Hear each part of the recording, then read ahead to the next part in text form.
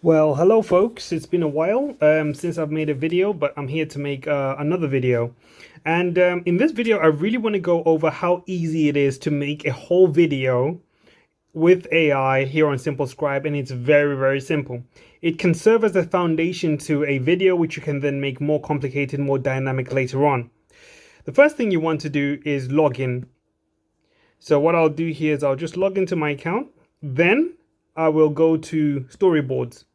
This method involves using AI to generate storyboards and then organize the storyboards for you and then generate the images for you. I want to show you an example with my Florence Nightingale video.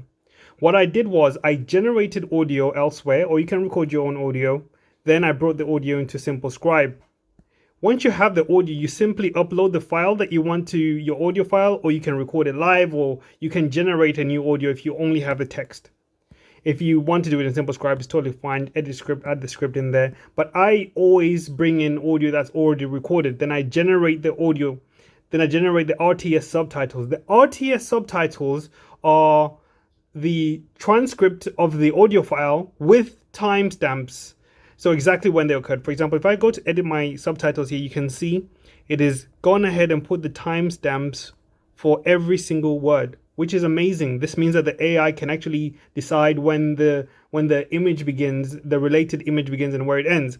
And of course, here you can edit the text if something's missing. If it's wrong, you can edit it, or you can use AI to fix it. You just simply tap on use AI to fix it. It'll go through the text, because sometimes it translates it wrong, and then this can kind of help to fix some of the texts that are spelled incorrectly, or some of the words that are spelled incorrectly. See, I always use British spelling, of course, so I change color to color and things like that. Anyway, you can save that if you wanted to. Once you've done that, the next step is you'll find that all these slides will be blank. So for argument's sake here, I will just delete them all by pressing delete. I'll select them all and press delete, and that's fine because I'm not going to save it. And then you literally click on generate subtitles, and then you wait for it to generate the panels.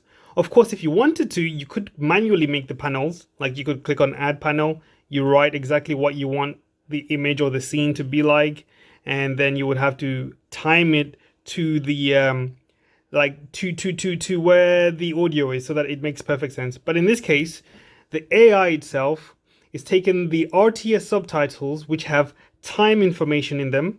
Then it generates a panel which includes an image describing what is happening in the scene based on the narration, as well as the time that it was said. So then you get a few panels which are in perfect sync with the audio. So then once that is done, you then generate the images based on the panels. The AI will also come up with a prompt for generating images for those panels. So what it's doing right now is basically just segmenting your audio into time slots and deciding where things change based on the narration. So it may take a while for the generation to finish, but once it's done, I will show you again. But it doesn't take too long. It's just a few seconds. Okay, I didn't even pause it. It's finished. And you see, you get all these panels here. Now, I have all these panels that tell the story. I have 26 panels.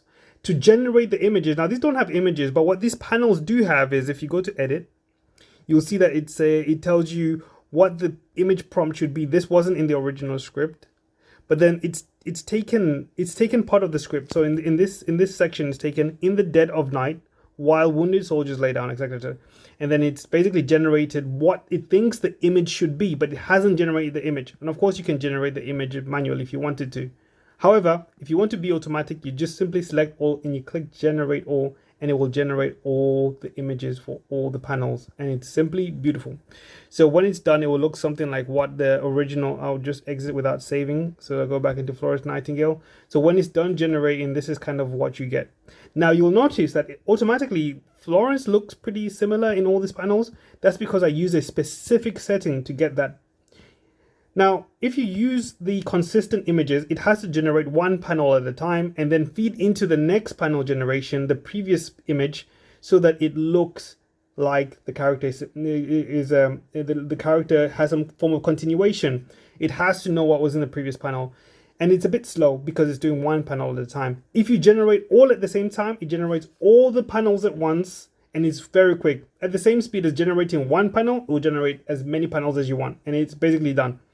So to change that setting is it's simply up here. You go to settings and you go to, this one says consistent sequential use refs, or you could go to standard fast and parallel, and that's the one that I'm going to save there.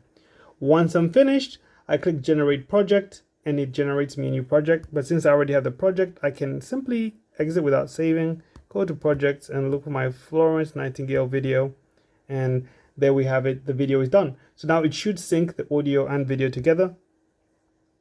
Soldiers lay dying in filth and agony. A single light moved through the darkness. A woman, defying every expectation of her era, walked. Now, of course, you could actually export this. Simply go to export and then click on export video. And then you basically got yourself a whole video done, and you could publish it and use it for whatever you want. Or you could then use this as a foundation to kind of improve it. You can add in the drawing animations if you want, using masks. You can add in entrance animations, exit animations. You can add in new drawings, new features, images. You can go crazy with it, or you can just leave it as it is. But it gives you that basic foundation that's almost video ready, which is voice synced to image.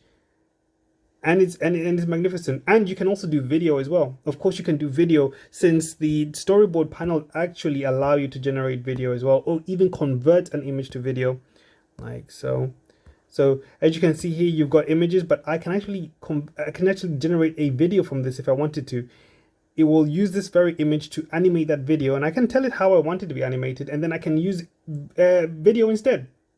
You know, the possibilities are endless, but I hope you guys have fun with it. Make sure you subscribe to SimpleScribe, like, and make sure you get that premium membership at SimpleScribe, because it will be going up. I tell you right now, it's very, very, very cheap.